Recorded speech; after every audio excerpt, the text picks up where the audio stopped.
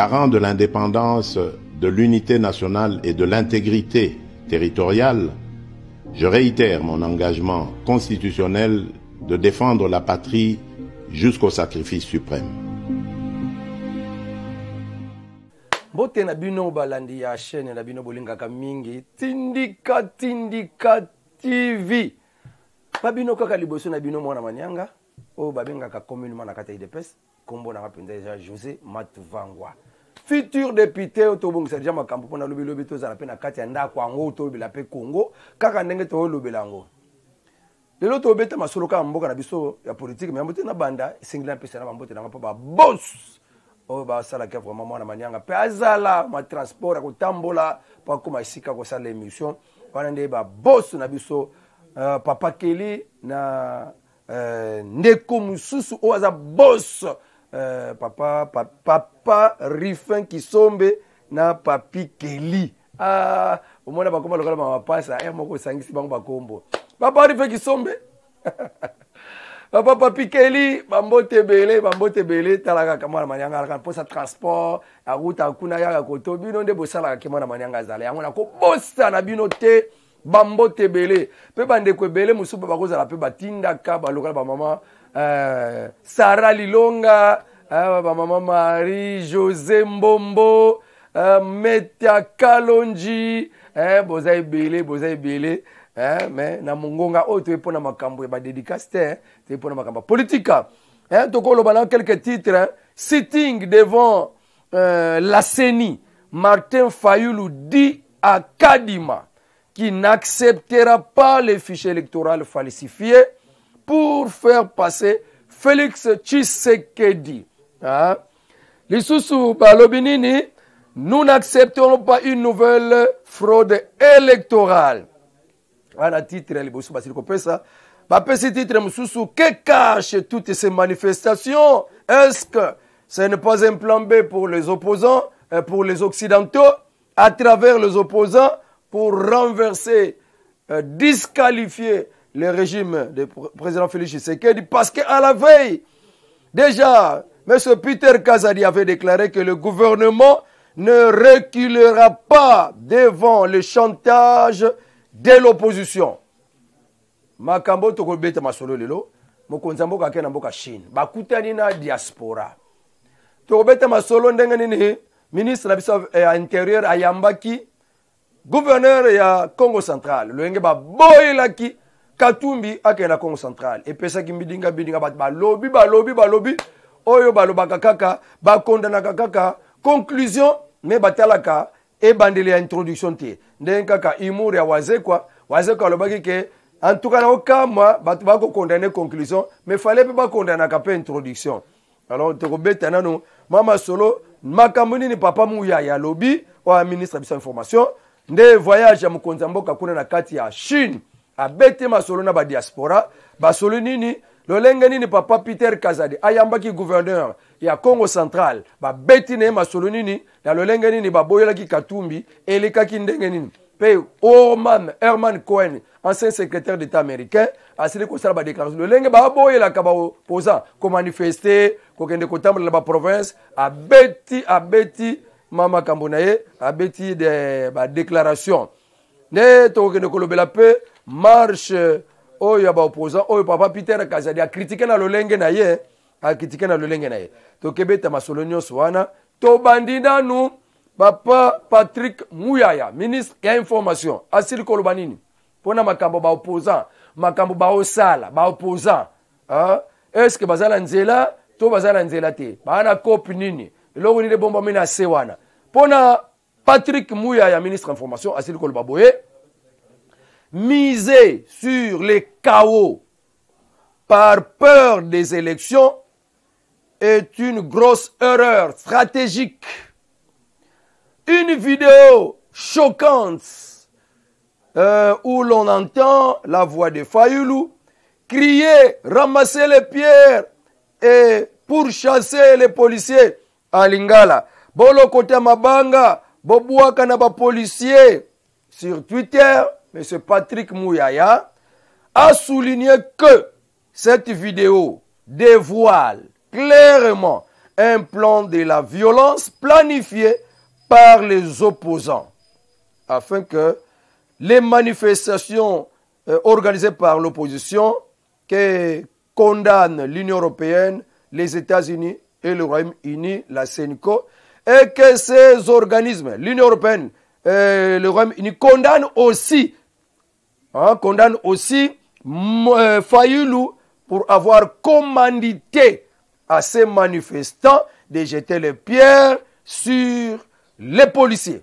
Wana Papa Mouyaya asili ko regretter bizaleli bokoyoka audio vidéo tokotie la bino ezolo ba Fayulu azotinda ba militaire na ye bolokota mabanga bobwaka na ba policier tangu Fayulu azolo babongo azo sala musala nini olobi akokoma anga posa kokoma président de la république azo bisa balokota mabanga babwaka na ba policier video wana tokotiela bino eloko nini Papa Mouyaya alingi asala analyse wana ye azolo ke eloko di wana ezalaki déjà prémédité. Cette vidéo dévoile bien le plan de la violence planifiée et confirme un agenda caché. Il y a des opposants qui baza na bango na posa, bibembe oyo ezoleka na kati ya Katanga kokanga batu na basak esengeli peza la kati na RDC.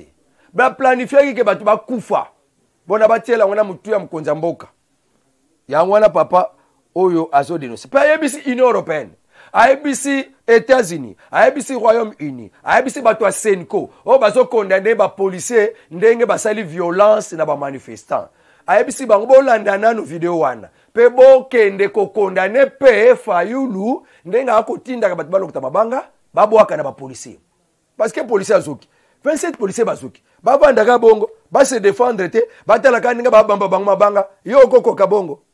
Alors Papa Mouyaya lobi que les États-Unis, l'Union européenne, le Royaume-Uni pesen ko bazwa pe courage ya ko condamner ba maloba ya Fayulu oyo atinde batu balukuta mabanga. Est-ce que bakosala yango? Est-ce que l'Union européenne akosala yango? Est-ce que CENICO akosala yango? Toyebe na noté. Alors la situation du 25 mai, sitting, yaba opposant dans liboso ya Seni. Les manifestants n'avaient pas pu dépasser les barrières érigées par la police à 200 mètres du bureau de la Seni. Mais 4 policiers étaient blessés, aucun manifestant blessé ni décédé. Voilà, côté à Seni, basala ki sitting na bango. Policier moko, 4 policiers bazoki. Kaka ndenge ba organiser ba manifestation bamba bamba mabanga. Mais na côté ba manifestant ba policier ba ndimi na bango bazoka. Côté ba manifestant moko azoki te, moko pe akufite. Po bango ndenge bazo bamba mabanga bazala posa ba tombukisa ba policier ba banda ko revendiquer, ba banda ko tindika masasi yango bato bakokufa. Bango ba brandir yango. Allez, oba tinda kabango, tamba kozwango, memi yango. Gouvernement, Félix Abomi, pona ko disqualifier. Wana nde pona ko komisa processus électoral chaotique. Wana nde eza parole ya Mouyaya. Tobeta na masola président Félix Tshisekedi akena kati ya Chine, batonga Chine lokola paradis. Yango ba Chine ba na posa batongela biso pe RDC, kaka ndenge batonga Chine. Epesi kanda na États-Unis. Epesi kanda na européenne po bango balingaka bamona RDC na bandaku ya mabaya na bandaku ya mabele bango bayaka kozwa nyonso ba minere bake kotonga France bake kotonga États-Unis batika kaka mboka na biso ya bobola yango tobengaka bango ba prédateur ingile ya kiseki batu basali boyokani na kati ya relation mais seulement quelqu'un qui profite o mususu atikala minyoko pe na passe bango wana tobenga bango ba prédateur. Les États-Unis, l'Union européenne, qui profitent des minéraux du Congo et laissent le Congo dans la pauvreté. Boyana Kabila, Bosunga Kabila, Bosundula Kabila, Ole Bobongisa population Kabila, Oyobino Bobo Kabila na pouvoir. Mais Bobongisa population pour Kabila, pas se pelanaye na population. Mais Bosundoli Kabila, Yemoko Azo Bunda Bunda, moyen balinga na population exacte. Kabila tengami na ba chinois, Kabila tengami na ba coréen, bo bino moko, bo yini Kabila susu, bo longole na pouvoir. Bino moko bo tiaka Mobutu. Ole bo bongisa Mobutu azala bien la population, bo tinde biloko kolia, ba société rien. Mobutu alinga tenga makote mususu, bo sundoli Mobutu. Bino moko bo yena Kabila le père. Hein? Bo wana. Mais bo sunga Yesu koyo, po azala bien la population, bo sungi yete. Biloko kolia pasi, loso pasi. Bino moko Kabila le père alinga kenene na ngambu sika barisi, bobo misiye. Toka na Lumumba, bino moko bo tia bango. Lumumba monike edi zate, oni ayosala ba mbulu yeke. Akene kotenga malabarisi, bobo miye. Siko bino bolinga kanini bino ba européen. Bino ba américain bolinga kapenza nini. Bolinga kamboka kongeza la kana pasi. Yango président Félix Tshisekedi. Aye, tobeleli biso na kati ba parlement debu. Tobeleli, partenaire privilégié, États-Unis, to tombolié, to bamba kutu ba Trump lokola bana matete. Et l'autre toko sunga, ba traité ba signature ya pamba. Ya ba bakoyako sala ba compagnie, bakoyako sala ba société, pamba na pamba. To sina ba signature ya pamba. Mais du moins ebele pe ba ya ba exploiter wana.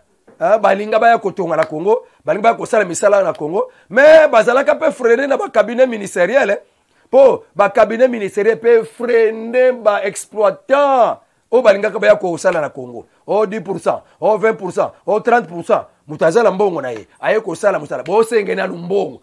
Bino pe na ba ministère bo bongisa pe musala. Président tambule ba mboka bele koluka batu ba ko exploiter, ba ko sala musala na kata Congo. Bino bo kangili bango. Bo sala ba salaire, bo ko voma, mais batu ba bo senga bango ba 20%. Ba kenda ba zonga na bango. Mboka Congo ezaka na kata passe. Donc bandoki mususu bino batu bozana kata ministère bo ko senga bango ba 10%, 20% avant ya ko sala projet. Tanga ko lona masangu na ye, bo senga na pesa na 20%, ozala ko exploiter combien? On a ça na 1 milliard. 1 milliard bon ça va, pesa na 20%. A pesa bango na mbongo mutasali na musala te. Atongena tenda kute. Donc iloko wana pe papa mo konza lobaki na ba ministère nyos. Oya ye na projet ya ko mema misala na ba congolais bo privilégié ye. Botika ko katile nano ba 20%, ba 30% et bomi pe mboka kote wana. Bon yo kande masolo ya mukonza mboka na Chine sikoyo. Po mukonza mboka beta kamingi makambo tango azali banda. Abete masolo na diaspora na Chine. Nenga na bika Chine tongama bien, ba China bazi mukano ya kotonga Congo. Bon total sikoyo mutu akoya ko bebisa. Ba China bazala ba intérêt na bango na Congo. Yo États-Unis kende na sima Rwanda ya ko bundisa Congo. Ne yango ambassadeur la Chine alobaki bolinga te Congo ezala terrain pona ba grande puissance ba ya ko bundela. Te bokomisa Congo terrain ya ba grande puissance te ba ko bundela te. Bolinga Congo to sala ba exploitation gania ndenge bazolinga bo sali pe bongo. Batunie mutuna liboso pona ba election papa mokonzi lobeneni. E ko salama bamboka bele zui enrôlement te. Na moni te ko salama te papa mokonzi lo ba penza bien lokola uza awa tutuna ka ba communicateur mais ba communicateur baza ba konzite yo penza oye tête à tête. Pesa biso mituna. Pesa biso réponse. Alobi pona élection mutako samate e ko salema na dele na ngonga na tangu nango. Ba kutorisha na bongisa ba dossier nyonso déjà ya kokoka. Siko yo sokiza muta ECD. Ovandi kaka Hollande kama kamba fayulu. Ame makaka non chaotique, ba changer bureau, ba changer constitution, ba changer biloko nyonso ozoluka ba changer combien belé. Kasi ozaleka bongo fayulu kaka wana. Ayebisa kibinu bokende te machine à voter yango te, machine à voter yango te. Mena suka nango dans une semaine. A changer malobate. Bokende. Donc ba mbrière kaka ne bazaboy. Ba mbrière tilelo, ba mbrière kaka situation. Omona ka banka vers suka bakena bango. Vers suka bakena bango. Bato pepere balobaki bosa enrôler te. Bango bongo bakomi ko sala ba parti politique. To ko kende élection. Cette kikuni na komi candidat président, cette kikuni. Aseli parti na ye. Cheo Kitundu, aseli parti na ye. Balukiana, baseli ba parti na bango. Ba nyonso wana ba camarade ya Kabila. Donc nde ba wana ino sacré to kebela bango. To kebela bango penza na seni. En tout cas bokebela bango. Parce que ba cause la pe lobby, ba s'arranger na bango wazana 2, wazana 4, wazana 10 députés, ba s'arranger na bango, ba kesa la bloc na bango. Allez, ba komi na bango contre Fachi. To kebela bango. Makila basala ba pacte na Kabila. Pona ko silisa yango. Faut penza passer à délivrer bango faut zaka mukuna pour délivrer bango. Sinon to ba kende pas passer mususu wana. Donc alobi que élection ezali 2023 et kozala. En tout cas qu'il pleuve ou qu'il neige. Mais alobi ba opposant ba komi ko luka ba moyen parce que ba moni ke ba kozwa te. Lokola ba kozwa te, ba lokola ba moni ke ba élection ba kozwa na bango te, ba komi ko luka ba moyen nyonso pona ko empêcher élection esala te. Ba manifestation kokosela ba kambu, o ba sali biso boye, o ba to ba kokufa, donc nyonso wana eza ba manœuvre pona élection esala te. Po ba sala kana no bongo na 2018, ba luki ba raison nyonso. Ah, ba banga pona ba sondage nyonso. Si omona fayulu aleka mukonza mboka. Si omona ata Katumbi na ba sondage nyonso, ata ba sondage ya Poto, ata ba sondage ya Awa. Si omona ata fayulu azwa 30%, rien. Si omona ata Katumbi akoma na 30%, rien. Kaka ba naje ba 10, ba 5, ba 10, ba 5. Eza sondage moko kaka ya Amérique mais maye na 15. Hein? Mais papa mokonzi fati beto kaka ba 50 likolo, 50 likolo. Pona koloba ke mutu akodominer na mokolo lelo, akomatela Félix Tshisekedi na sondage, na élection. To yebi na biso nyos, même monde yebi que président Félix azane favori à kozwa. Yango déjà lokola ba yebi yango ba négocier Rwanda. Donc Félix Tshisekedi ake déjà la kati ya Chine pona bango provocation. Ba yebi si Rwanda ouvertement asala siko guerre na Congo. Oh, bino bolingi nini? Ba yebisi ba opposant, ba créer des ordres pour la kotia chaos, to comme en élection te, ba toke na makambu susu.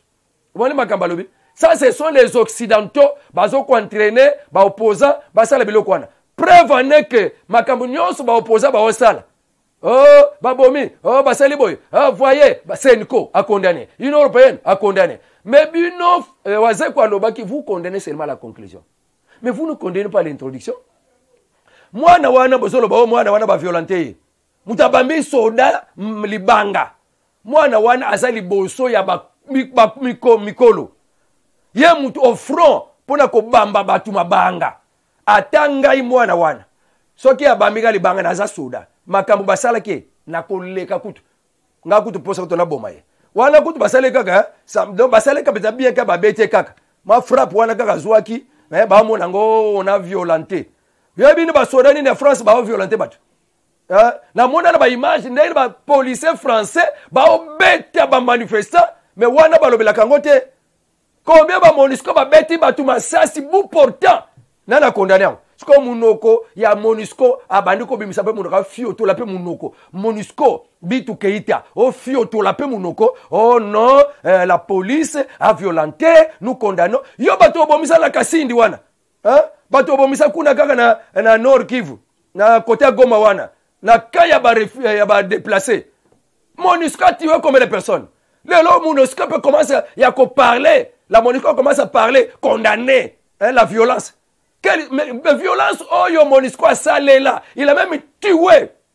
Jugement il est là. Et Salamate na Kasindi, contagieux par Tanzanien. Et Bomabatu, quand est-ce que la MONUSCO a condamné? Quand est-ce que Binoba Herman Cohen vous avez condamné? Quand est-ce que l'Union européenne a condamné ça? Parce que vous êtes vous, Binonde, Bosali violence wana. Bon, look la scope président Félix Makambo. Totimbeli Bino déjà. Totimbeli Bino déjà. Bon, on a Makambo ya sécurité président Félix Tshisekedi à Lobinin. Albi force régionale ba komi la ba ko sala musala ba 123. Force régionale. Oye ko big sa Congo. Mi tu kana bango e komi komi ba 123 ko installer bango. Et yo kani. Rwanda a eu permission ba occidentaux blindé plein de militaires, 12 000 militaires ba lobi 12 000 militaires. Et uti Rwanda et ye na ba blindé na mi tuka eza na bilongi ya force régionale ya ba Kenya na ba Uganda. Papa moko nzatela bankande wana biloko wana alobi na yebi yango a dénoncer yango pe kuna na kati ya Chine abi Rwanda azoko agresser mboka na biso mais fini avec les pleurnichements, les jérémiades. Nous avons décidé d'agir intelligemment. Wana fati beton na pesi bango réponse marqué onyo so sala force régionale le commune nango ko soutenir. Mwana Kagame alobaki ke wana eza armée nanga privé o eza na kati ya RDC. D'ailleurs to obima na kati ya EAC. Mwana Kagame et mwana Museveni mutu alobi bongo. Museveni azui ba onyo so ba formation kuna azotinda bango ba ko renforcer M23. Nyonso wana pona attaque ya suka bazo bongisa pona ba na Goma pona ba plier ba faire mettre à genoux gouvernement congolais. Pona ba sala makambo balingo sala. Mais mokonzi ya mboka alobi biso pe tozwi décision ya koagir intelligemment. Intelligemment wana tango yoka ke 3 avions ya ba drone, 3 drones ya ba chinois yi wana ezakaka likolo biloko ya se toko betela bino le solo te. Bango ba meka kaka baya bokomona penza makambo bakomi na apocalypse na guerre d'Armageddon que les saints du ciel tango bakitaki na mabele sont venus piétiner les cendres des méchants.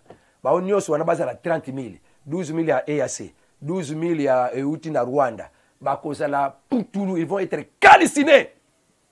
Tala boko kamwa mabele ya Kivu ekomi sous fertile makasi pona vitamine ba militaire ya ba Rwandais.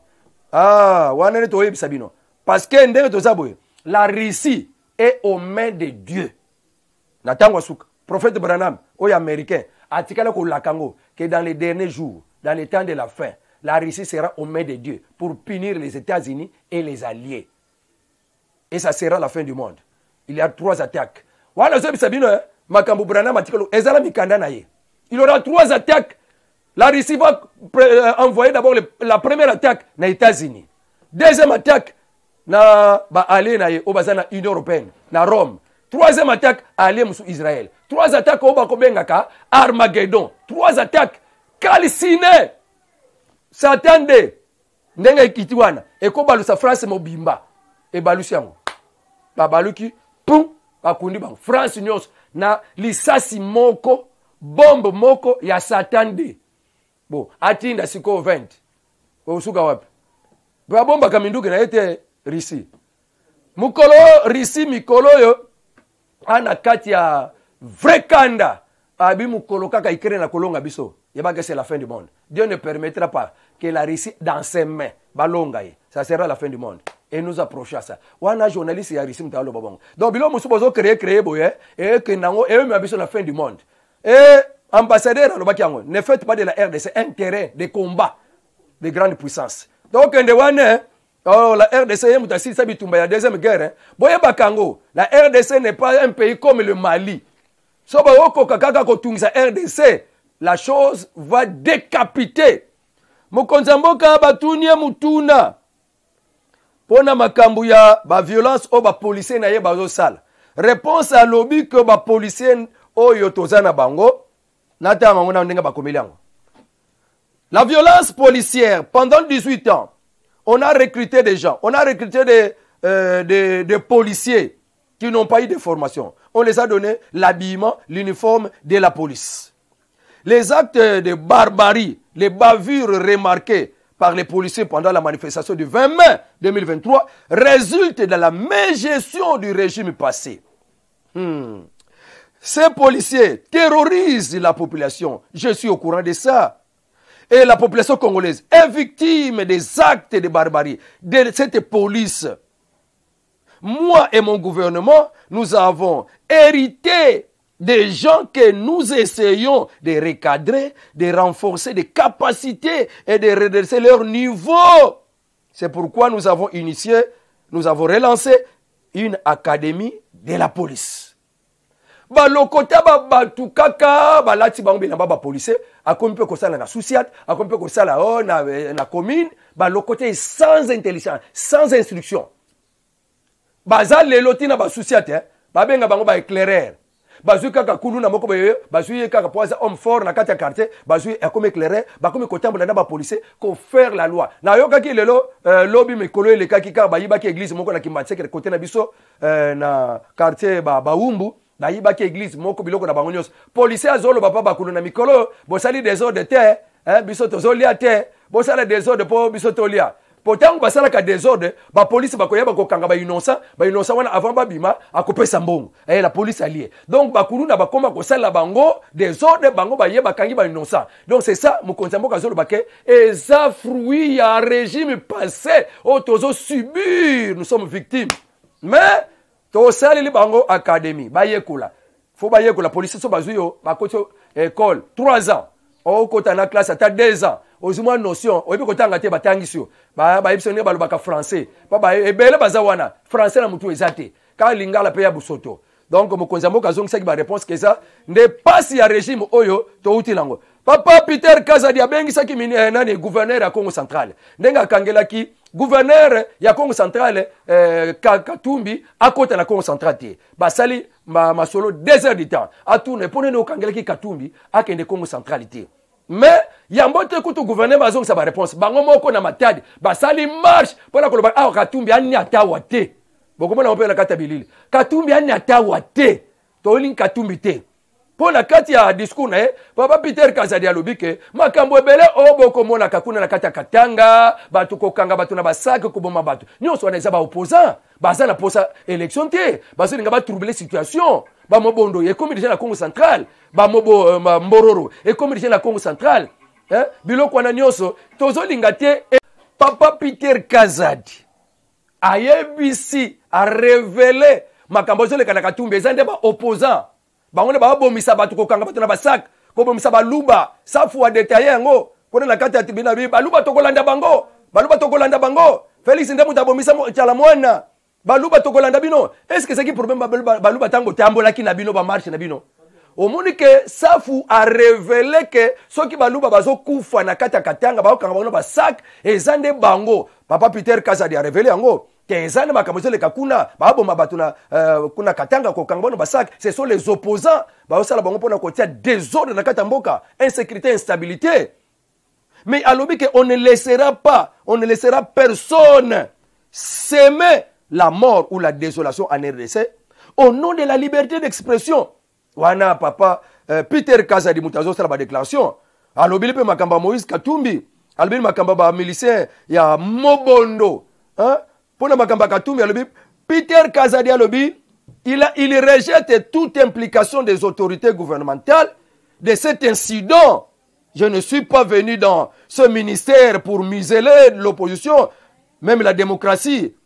Mais quand il y a des bavures policières en France, aux États-Unis, à l'étranger, on ne cite pas les noms des autorités, mais quand ça se passe en RDC, ce sont les autorités.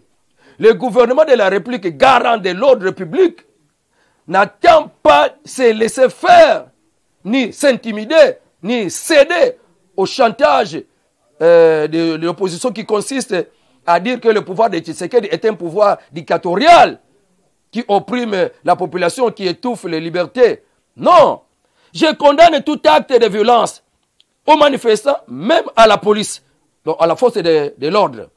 La RDC n'est pas le seul pays au monde où les forces de sécurité ne se sont pas bien comportées.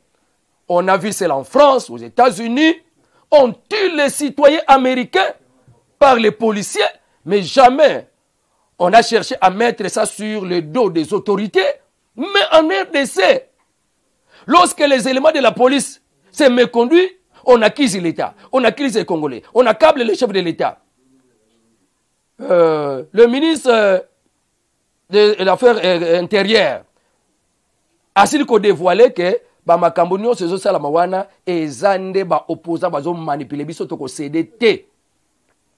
On incrimine, on accable le ministre comme si c'était le ministre ou le président de la République qui se trouve sur le terrain. Ce sont les leaders de l'opposition qui sont à la base des violences enregistrées lors de cette marche du 20 mai 2023. D'ailleurs, au Katanga, il y a eu des gens qu'on a tués, mis dans les sacs, et on a voulu ramener cette situation à Kinshasa à travers les manifestations. Et il a condamné la presse manipulée par les opposants pour tenir l'image du pouvoir en place. Papa Peter Kazadi Makambo a révélé biloko ba mobondo ba komi na Congo Central. Gimba du Siko ni qu'il a interdit à la police de faire entrer Katumbi na Congo Central. Il a été auditionné pendant 2 heures du temps par le ministre de l'Intérieur. Et il dit qu'il n'a jamais empêché l'opposant Katumbi d'entrer au Congo Central, ni jamais interdit l'organisation des manifestations. Mais il avait posé certaines conditions préalables, dont la désignation du lieu spécifique. Yo ozo kende Congo Central. Okosala na mboka nini? Na Manzangu, na Kimpesi, na Matadi, na Duozi, olobite. Okosala marche, to okosala meeting, olobite. Oh. OK kaka mbala moko pi na mboka bato bako organiser ba policier ba surveiller ba encadrer ndenge nini olobi eloko moko te c'est que OK pour na plan mususu yango gouverneur azoloba to yebisa ke 48 heures to 72 heures abongama biso to bongama to préparer la police pona makambo ne akoya kosala to pekisa ki ete ye ayeka ngulu to yebisa ki aboyi na ye yango wana moyen to pesa yenzela ezalaki te mais to pekisi meeting te to kangile penzela te yende mutu to pesa ki 72 heures a pesa biso planning na ye akosala na mboka nini akosala nini meeting to marche poto yeba ko mobiliser la police pour na ba encadrer aboyi na ye siko nani wana faute alende papa oyo Herman comment a piolola aloba n'importe quoi oh non ce qui RDC ako kangelaka batunzela ko tambola na Congo central wana ne ko bebi sabundeko ya États-Unis na RDC eza déjà ko beba nango po biso pe to kangela bango nzela te yende katumbi sikomte aloba kenga na kosala marche na kimpese wana batu bazui mayele ya kotindele ba police ba encadrer alobite okosuka wapi alobite okena mboka batu lokola mboka na yo oh ça c'est pas normal yone mtolingo comme président un têtu de président qui n'écoute personne ne bayoka yo okokangama mikolo ba ko kangabino bino nyoso ba opposa ba ndoki ba kolo mobondo ne bino bokoti na Congo central mbororo bokoti na Congo central bo bebi sa bo na pusa na posa kozwa te bolingi pe élection te hein bo sala ba manœuvre nyoso wana kaka pona oh président Félix Tshisekedi azalate lokutana bino nzamba za pona Congo et le Congo restera au Congolais donc tele bino ba image nyoso wana nzambe apambola mutu nyoso wa yoki émission oyo kabola tia j'aime kabola na ba mususu pe o sabonate lekala ko s'abonner na chaîne na biso otungamine chaîne oyo tindika ezala kande ya papi Keli e akande ya papa Rife Kisombe soko wona batu musu ba ya o yanga bakosa ayo bisa binoti hein kolo nango kakande wana mwana manyanga ayo bisa bino OK numéro nga téléphone plus 243 82 non 89 plus 243 89 92 51 866 89 92 51 866. Hey, ezande bongo. Mutako sabino te. Wana avec Dieu nous ferons des exploits. Tala ba Congomani tokolonga avec président Fachi Beton tokolonga. Bakatumbi wana nyoso bazana sima ba France, bazana sima États-Unis. O ba olinga bakabola mboka. Ngaso kuna za un vrai Congolais. Na kokota na sima Katumbi te. Wako kanga baluba na kati ya Koli. Abomba baluba. Baluba baseli bino nini safu akimi na Brazzaville bakanga ye kaka kuna kalate azozonga akota boloko kaka nde muninga na koti boloko bamimeli diambia pamba est-ce que longineza la kaya muta Congo central tala kay longilanga tala siko ya safu est-ce que ça muta Congo central soka wuta wani longia ba wana na lo bakombote tala ka zolo na ye en tout cas to aussi ça wana à la fois prochaine au revoir kaka mbote na bino belé mbote belé